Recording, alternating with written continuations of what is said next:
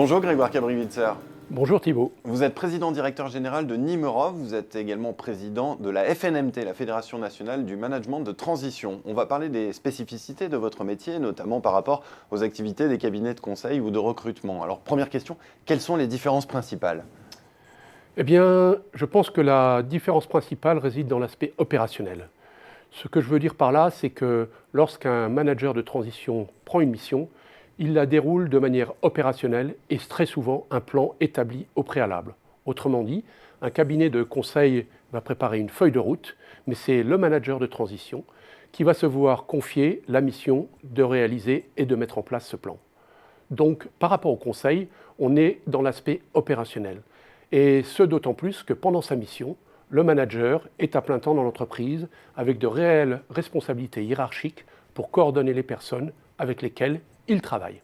Et par rapport à un cabinet de chasse de tête, je vous pose la question parce qu'un manager qui intégrerait l'entreprise par cette voie serait aussi à plein temps avec des responsabilités hiérarchiques. Eh bien, là, ce qui sépare nos deux activités, c'est la notion d'urgence. Si une entreprise a besoin d'un manager, un cabinet peut mettre jusqu'à 6 mois pour lui trouver. Nous, c'est tout de suite, ou presque.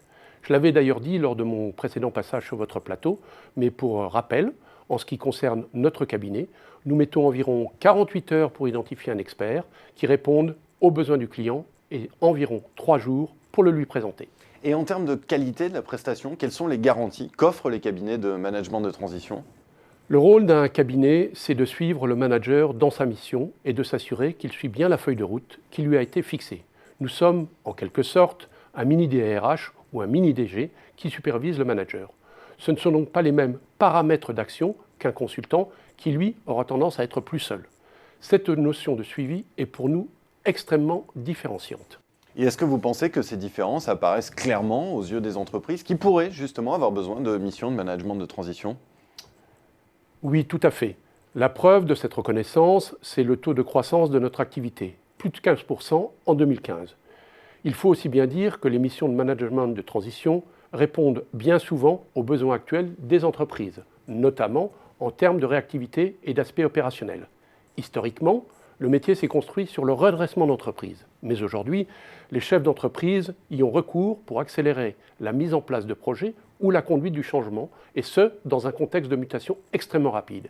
C'est ce qui nous permet de développer aussi bien notre activité lorsque la conjoncture économique est porteuse. Eh bien, merci beaucoup Grégoire Cabri-Witzer pour ce décryptage. Merci.